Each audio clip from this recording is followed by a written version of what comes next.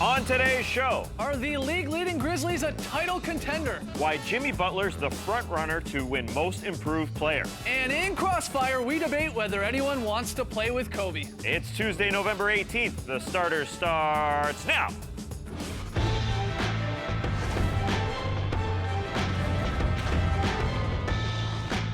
Good evening, sweet world, and welcome to the starters. Whether you're joining us live online, listening to the podcast, or catching us on NBA TV, we're very, very happy to have you. I'm J.E. Skeets, and alongside me, as always, it's Tass Mellis. Thanks for being here, folks. To my right, the starters blog editor, Trey Kirby. Hey-o. Hey-yo. And finally, it's the Australian man of mystery. It's Lee Ellis. Girls. Hey, lag. Lily, all right, fun show for you tonight. As always, got Crossfire, the up-down report, but we got to start with the Grizzlies. Haven't talked about the Memphis Grizzlies a whole lot on this show. Dominated, though, last night, the battle between the teams with the NBA's best records. Ran away from the Rockets, 119-93. Whatever showdown was expected from these two then 9-1 teams never really materialized, as Memphis took a 16-point lead in the first quarter. They really threw the first punch. A lot of it was turnovers, both from a great defensive effort from Memphis and a not-so-hot offense from the Houston Rockets there. A huge win and a bit of a statement win early in the season here. Yeah, people love sort of overlooking the Memphis Grizzlies, it feels like. Whether it's because they're one of the smallest markets in the league, whether it's because they don't have a flashy player, year in and year out, people sort of overlook this team. It happens every single year. This team ends up winning 50 games, but you shouldn't be surprised by their good start. 10-1, you know, obviously that exceeds a lot of expectations. Hey, maybe they're going to go to 9-2 after the review in the NBA's league office about that tip ball with the Sacramento Kings. But take a look at their year last year. They were 50-32.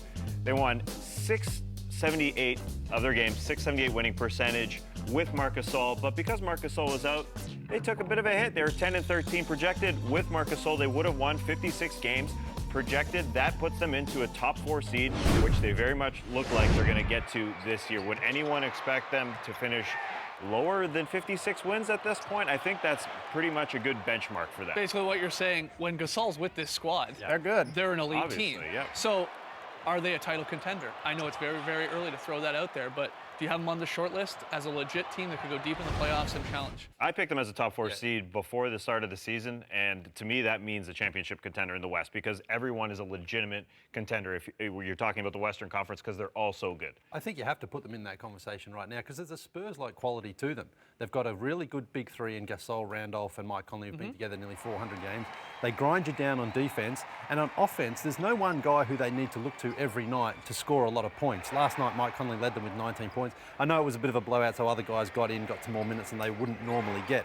But that's the good thing about this team is they don't necessarily look for one guy and he has to carry them. There's a lot of contributors. Is it safe to compare them a little bit to the Chicago Bulls? Yeah, I in the think East? they're very similar to the Chicago Bulls when they don't have Derrick Rose, and that's the reason that, to me, they're not a title contender. I don't think realistically they are, just like the Bulls aren't if Rose isn't healthy. Because what? When you get into crunch time and you, You gotta need feed somebody who someone, can you don't score. think you They can do don't that have- with a Gasol or a Zebo? Not Or all the even- time. You don't always get the calls in the playoffs. Things get a little rougher.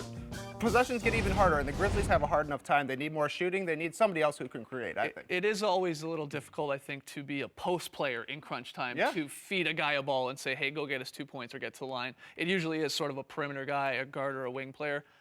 Mike Conley, though, has really impressed. I know he left the game last night there with a bit of an injury. It turned into a blowout. He says everything's fine. But he did lead them in scoring, and he's been, again, like the Grizzlies, Tass, quietly good. And you wonder, with all the injuries to a lot of point guards, in Rose, in Westbrook, and even Rondo if you want to throw him in there, is he a top 5, Mike Conley, a top 5 point guard in this league? When you go through the list, it's really, CP3, Steph Curry, Tony Parker. Is Conley in the mix with your Lowrys and your Dragic's and your Lillards? He's got to be right there the way he plays on both sides of the ball, no? I think he is, and he's getting more and more playoff experience is the key.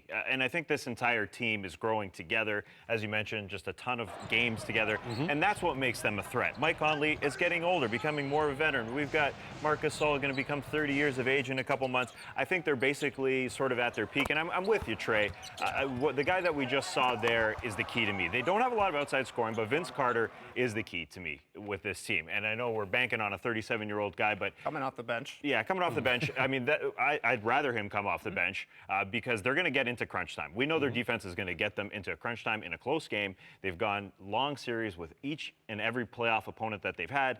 But will they get a guy who can shoot the ball, just get him sort of over the mark there, just to get him a W? Mike Conley has to have a guy alongside him that can break Courtney down guys. Lee's been great so Courtney far. Lee's this been season. very good, yeah. And Quincy Pondexter is another guy who was Yep. hurt last year, Yeah. but I think it's Vince. I mean, that's They're why they making signed him. 5 threes a game right now. That's not enough. They need an injury to another team to become a realistic contender to even make the conference finals. Vince is playing injured himself, though. Yeah, I mean, sure, he looks like half man, half geezer out there. He doesn't look good.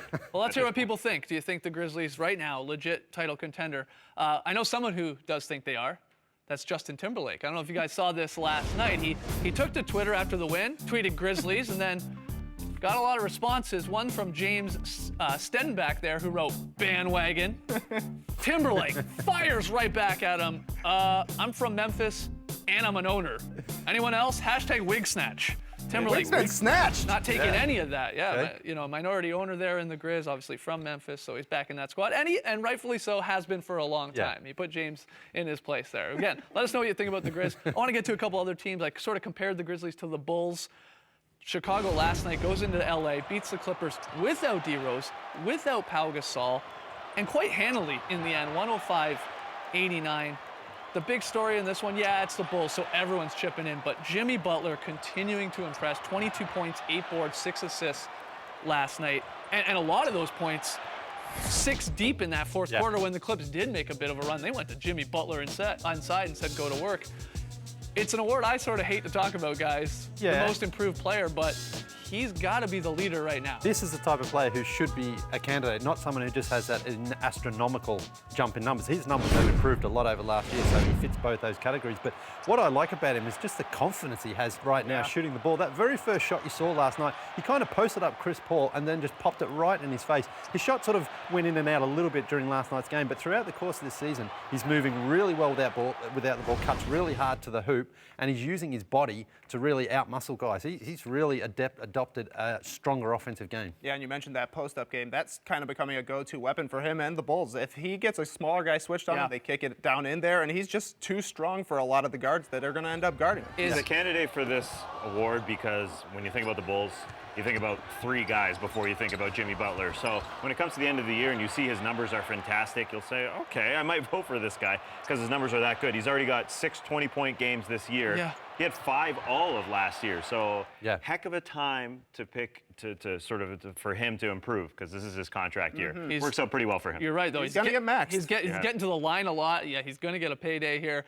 You have to wonder, though, if Tibbs is again playing this guy into the ground. He's getting something like 40 minutes a game. I know he's always done this with a lot of his guys, especially Butler, but Yeah, always Powell's a concern. playing 35 minutes a game. It does kind of concern me because when they get to the playoffs, the Bulls kind of always run out of steam. And you look at the team who you should follow their example, the Spurs. They don't play a lot of minutes with their guys. Every team should obviously not play a lot of minutes with their guys. You're going to be healthier when the season progresses, and your young guys are going to get better. And sometimes The Spurs did that, back in the day when Timmy was young, when all their guys were young. They played a ton of minutes. So if you can survive, But if you that- have he the talent, can't, why not yeah. use it? yeah, the Bulls are a little bit closer than the Spurs than say like a Thunder team. Yeah, that makes sense. they're definitely a deeper team than they have been in the past, despite all the injuries to Rose and guys like that. One more thing. I hope you caught a bit of this game last night. You wouldn't have thought it going into the schedule, but Suns Celtics had to have been one of the more entertaining ones in this loaded schedule. It went down to the wire, basket after basket. Finally, the Suns took it 118-114. Well, the Celtics are just a must-watch team, and I'll tell you why. I mean, watching them play last night, I saw Markieff Morris going off for his career high. I thought to myself, man, people seem to go off against the Celtics who aren't necessarily playing well. They sort of get their groove back. Markieff Morris, the 4 games prior to that, was averaging 8.5 points per game. Went for 30 yesterday on 67% shooting. So many guys this season have got their season high against the Boston Celtics. They played 9 games. They've allowed 8 season highs to guys between 20 points and 41 points. They have a bad defense, just simply put. I mean, it's the 4th worst defense in the league, so they let guys just go off. Sort of your middle-of-the-road guys, even your great guys like LeBron has had his career or season high against them. If you want to watch an entertaining game, you watch the Boston Celtics because they give up a lot of points and they also have a great offense, the 6th best offense in the league. Simple as How's that? Get the Celtics on your League Pass team to watch, guys. All right, got to take a quick break. When we return, who should the Nuggets consider trading? Tass and I will go head-to-head in Crossfire.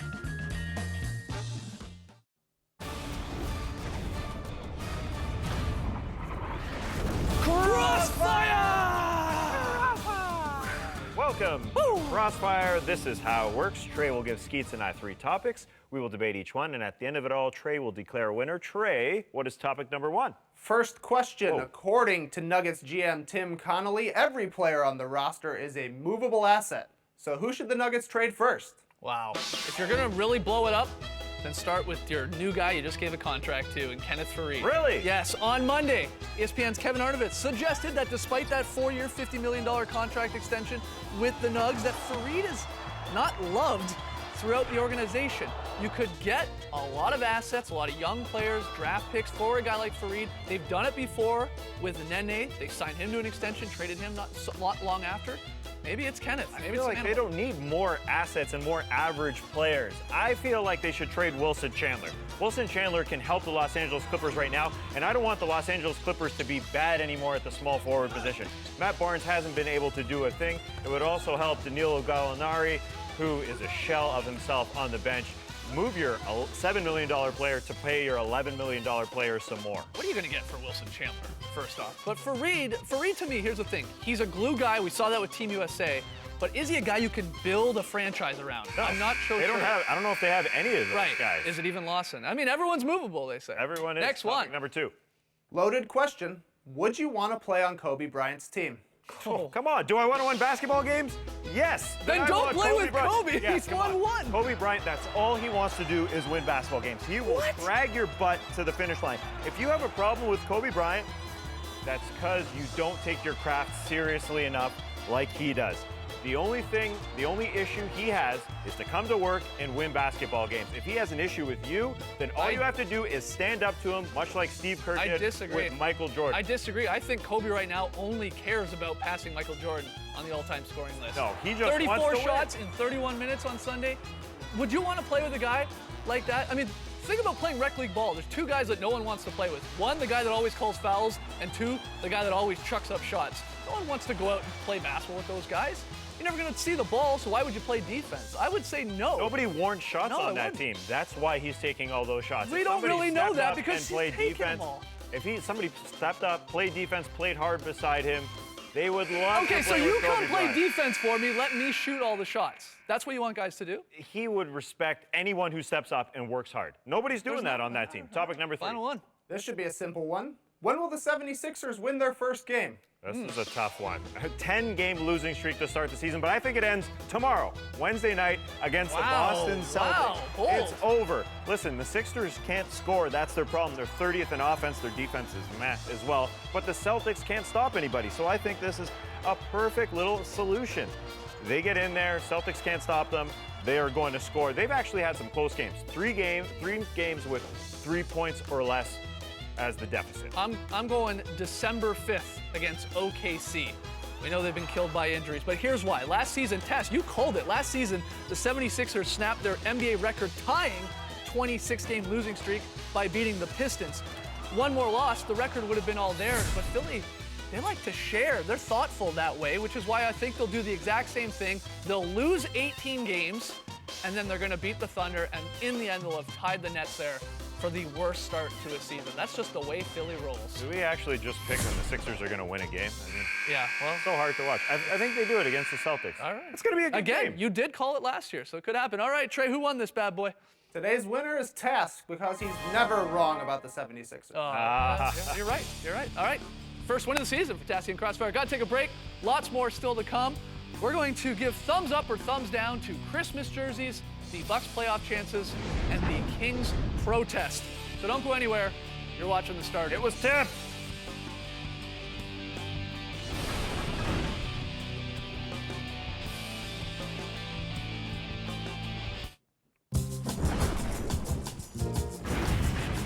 Welcome back to The Starters, into the up-down report, where we try and figure out where the 4 of us stand on some hot-button topics in the NBA. And the first one, I'm sure a lot of you saw this news.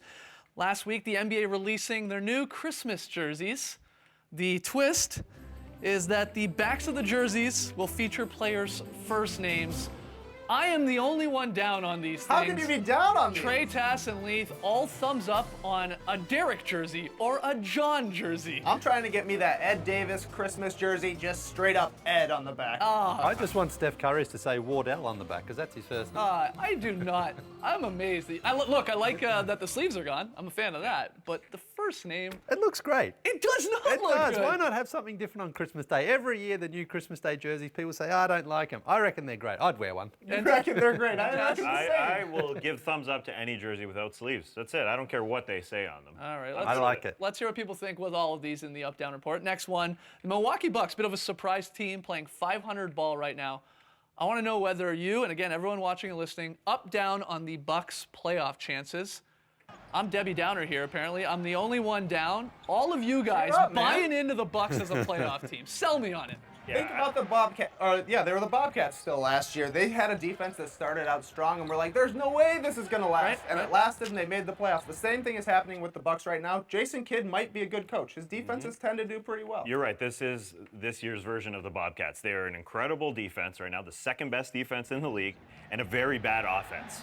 Very bad. In the Eastern Conference, there is room for a team like that in the playoffs, and that's what it comes down to. That's why I've got them. They're in the Eastern Conference. There's a chance they could sneak in there. So you've got them over your Knicks or your Nets, and you can even throw the Hornets in there right now, a slow start. What we've seen There's now, going to be yeah. two spots. With the Hornets struggling the way they are, there is going to be two spots after those sort of six-lock teams. I don't need to go through them. But, yeah, the way other teams have been playing, I can see why you're making a case for the Yeah, Bucks. exactly. But I'd pick them as a must team to watch. They are very entertaining, but Yeah. even I can't right now say that the Bucks are going to be a playoff team. They're all they haven't played arms. great They teams. were all arms on Yeah, the last year. they do have a tougher schedule coming up. They do. They've got some wins, like Yeah. Grizzlies and the Heat, but it's Yeah. been pretty easy. They're beating besides the that. Grizzlies. That's what I say. I Yeah. know. All right, next one. Up, down on the Kings protesting their loss to the Grizzlies. At the buzzer, you all saw it. Courtney Lee catching it, tipping it home, whatever you want to do with 0.3 seconds left. Did Ryan Hollins get it on the inbounds there? Did he get a finger on it? That would have ended it all. Look, they're protesting this thing. I'm down. All of you How guys can are you be up. down on this? Oh, I'll tell you exactly how. One, we got the replay center. They looked at it for 10 minutes. The camera, all of their footage said nothing conclusive that on both of those, that whether it was tipped or whether or not Courtney Lee got it off. They said it stands. Yeah, but what Here's if you're the other wearing thing. Google glasses? Here's the other thing. They blew a 26-point lead. Okay, let's not forget that part. So no, I'm thumbs down. Yeah, but that ball dies in the air when Vince throws Yeah. it. Like somebody tipped it. Why would he throw it to that side of the rim when Yeah. Courtney Lee is obviously on the other side of the court? I'm dubious about this. It's got to be overturned. But you weren't that dubious the night it happened, so Yeah, but it looked cool then. the Kings are saying that they have apparently more cameras or something Yeah. like that, or more footage. Well, it's the Trent Tucker rule, and they need to change it to 0.5 seconds. I don't think you can do No, anything we in a gotta get third of a those You second. haven't you haven't watched that sports science episode then? No, I haven't. Jason Capono, yeah. got a shot off at .22. Right, well, this is not Jason Sports Capone. science I'm never pretty sure lies. he wouldn't have caught it and flicked it underneath like that. Listen, owner Vivek Ranadive was at the NBA league offices for 2 days trying to convince them. If they kept him there for 2 days, he must know something. Oh, come on. If he didn't know Just anything, they don't just blow would a have booted him out in the 26-point first lead. 5 minutes. Don't blow a 26-point lead. enough. Final one here, the up-down report again. Weigh in, guys. A Mavs fan hit a half-court shot, won a 70-inch TV screen. Not 100,000, not 50,000. I'm big-time thumbs down on this. What? So is Lee. Yeah. Cass and Trey apparently really need a good TV or something. Hey, a 70 That's it? a 70-inch TV is better than not having a 70-inch TV. Oh, He still made the half-court shot. Lee, you watch Shark Tank Yeah. like no one's business. That's right. I've only got one TV. That's all you need. You What bank size is it? It's 55, I I think. bet you'd love to have a 70. No, it wouldn't fit on my wall, I don't think. No, but the thing is, if you can go out in front of 20,000 people and knock in a half-court shot, you need a minimum 10 grand. I'm with you on that. No, the reason why a 70-inch TV is great is because a 70-inch TV is something that I would never buy for myself. I would never buy a TV Right, that big. well- I'd only get it given to me. So if you won It worked out well. $10,000 by hitting a I would never half-court buy shot, one. you would never No, buy it. no. That's- I'd All buy right, six. let's hear what people think. Let's unleash the unicorn. Let's get to the starters fantasy minute. A little bit of fun in today's fantasy minute because we're making fun of Joe Mandy. Yes, Mr. Joe Mandy. The comedian writer is in our league, but he offers the same player to everyone. In this instance, it's Tobias Harris. The Magic forward, he's good. He's having a very good year. Yeah. Mr. Joe Mandy. Putting up a lot of numbers. Yes, he's trying to sell high on Tobias Harris. Unfortunately, everyone gets a trade offer every Nobody second wants day. to buy him. Nobody wants Tobias Harris. Joe Mandy has been throwing out trades left, right, and center. He offered Tobias Harris and Andre Drummond to trade bag of Beanos for Chandler Parsons and Dirk Nowitzki. Trade down. declined. Decline. Obviously. That was early, November 3rd. Keep in mind. Here come the trades. The trades keep happening here. He offered Tobias Harris to me for Goran Dragic. Are you kidding me? Then after I posted it on Twitter, he canceled that trade. Okay. Smart move, Joe. Joe then offered Tobias Harris again to Matt for Jeremy Lin. League leading, Matt. You gotta do that. Then he canceled it after Tobias Harris went off for 23 points. Here comes trade number 4. Oh, man. He also offered him to Kristen Ledlow, Hoops I Did It Again, for Derrick Rose. What kind of offer is that, honestly? Rose doesn't play every game in fantasy world, you know. Then Kristen, Joe commented to Kristen, put your money where your mouth is. It's an MVP swap. Tobias Harris for Derrick Rose. Well, Hey, I'm glad we have Joe in our league, but I'm sick of these trades. well, I tried to get in on the fun. I offered a trade for Tobias Harris through Pekovic at him. He didn't want anything of it. He's a Timberwolves He declined fan, it immediately, actually. You have that Some one nerve great Joe game. Mandy has doing that to me after all this. Try and offer him to somebody else. All right, got to take one more break, but when we return, we'll get to the results from last night's pick and payoff contest and a very solid controversy in Lee's very solid play of the night. There was yelling in the office earlier today. Come on back, you're watching The Starters.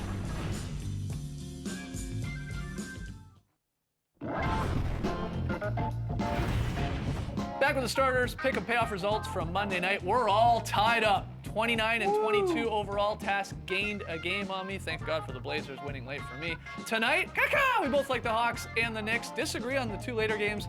I got the Jazz at home. You'll take the Thunder, and I got the Kings at home. Tass has the Pelicans. Great game on Fan Night, Kings Pelicans. Oh, I can't wait. Lee, let's get to the very solid play of the night. Incredibly smart defensive solid play here from last night's game. Anthony Davis, watch him chase down Alan Crabb here and just poke the ball away. So you don't always have to go for the big spectacular shot block. Just have to play the smart defensive play. And that's what I call a very solid play defensively. The Yes. very solid play started because there was a lot of plays you wanted to see that weren't making our top 10. Yeah. That's why this play is the real solid play of the night. Whoa, It's not. whoa, what's going on here? This is Trey Kirby's very solid play of the night. You got Kirky over to Mikey. Mikey into the corner for Kirky. Kirky up to Gibbo. Swings it to Jimmy. Jimmy gives it a pump fake, a quick screen. Back to Gibbo. Another pump fake, and it's just a jumper. Nobody's ever missed a jumper before. Taj Gibson right there. You gotta love the ball movement here. Just beautiful, beautiful ball. We love Gorgeous, gorgeous ball. It's just gorgeous. What a shot! And that's That's you what I call a very solid play. Wow. That was a very solid play, I'll give you that. Yeah, Lee, yours was like Hey, a guys, highlight come on. play. Anthony Davis should never be part of the very solid. All right, He's well, too good for that. enjoy the Pellies and the Kings and all the other games on tonight. Lee's down at the Fortress tonight watching the Hawks. But we'll be 2-0. back tomorrow. Thanks for joining us, folks. And remember, the tastiest mind is the mind of a chef. Brace the night, people.